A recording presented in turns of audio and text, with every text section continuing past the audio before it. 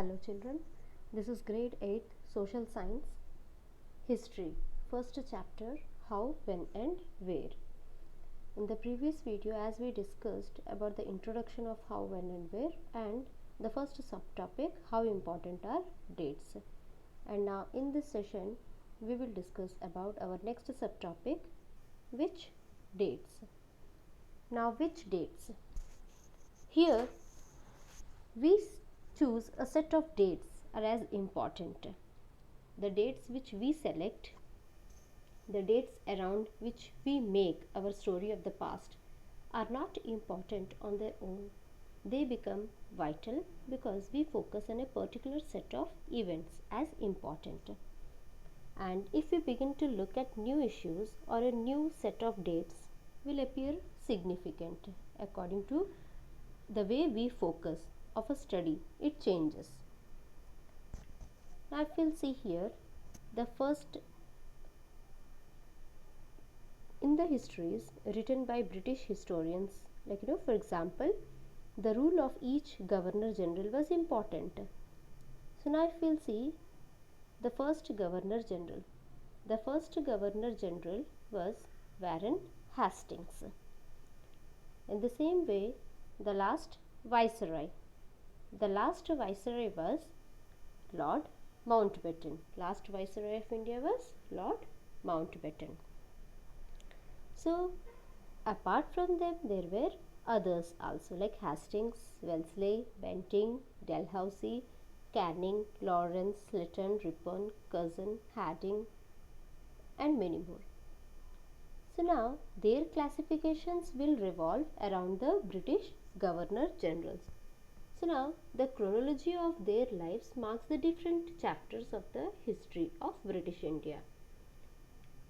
Now the Indians and their activities will not have any role in it. But when we will write the history from Indian perspective, then we can see a new set of dates will become more important for us to know. This would mean that the old dates will no longer have the significance they earlier had, and a new set of dates will become more important for us to know. Now our next subtopic is how do we periodize.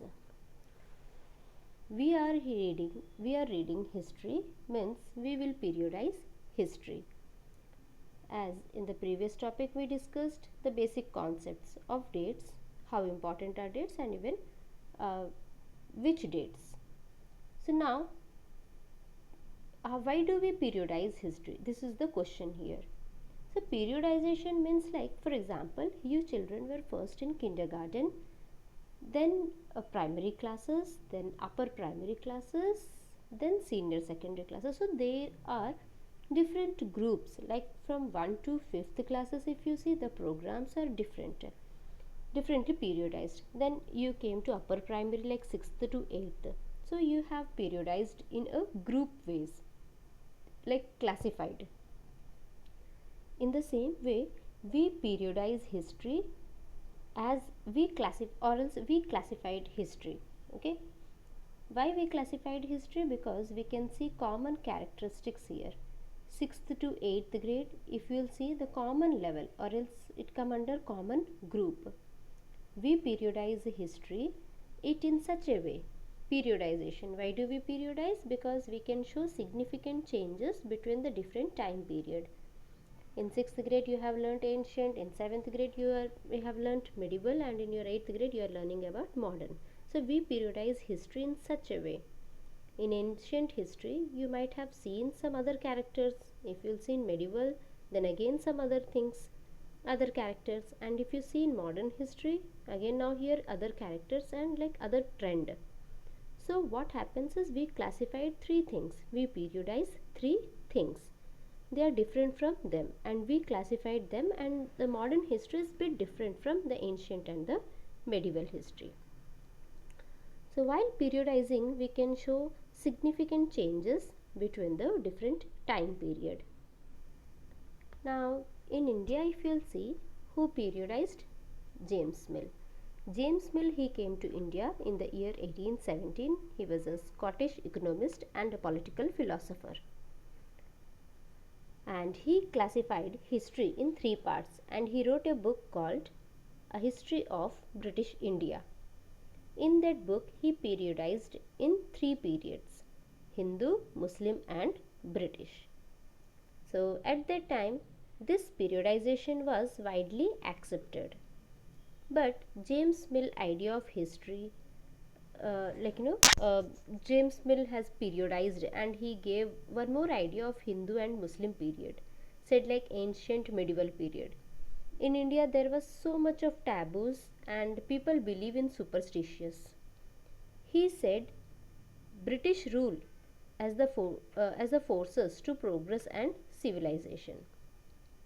India need to progress and civilize. So, to progress India, then India to be civilized. So, who wrote history here? Britishers, and here James Mill he wrote. So, if we'll see here, James Mill he wrote this periodization.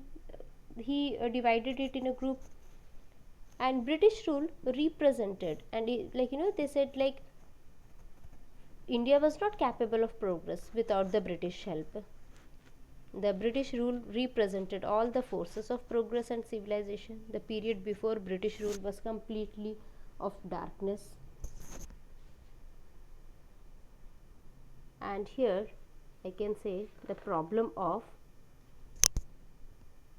periodization. Problems in the periodization of James Mill.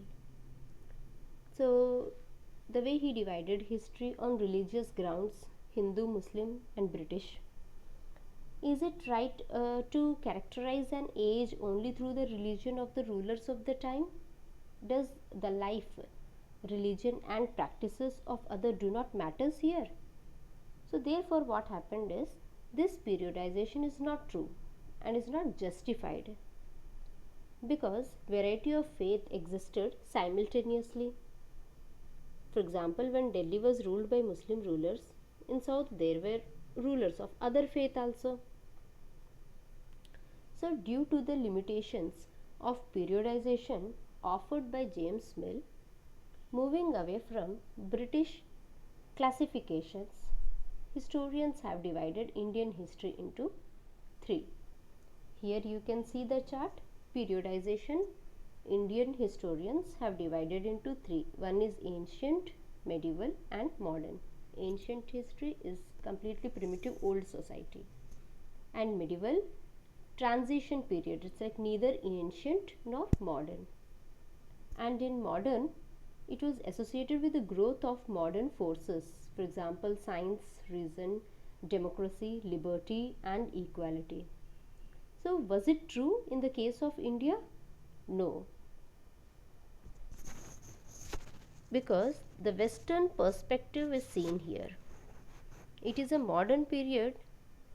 It is a periodization that is borrowed from the West, where the modern period was associated with the growth of all the forces of modernity. Therefore, many historians referred this modern period as colonial period. Now, we will discuss our next subtopic. What is colonial? Colonial means forming a colony. So, British came in India and they conquered local Nawabs and Rajas, and they established their rule. They started subjugating the locals. They established control over economy, society. They brought the changes in values and tastes, customs and practices. Therefore, we can say that they colonized India. Means the subjugation of one country by another, leading to the political, economical, and social cultural changes. This process is known as colonization. Thank you, children.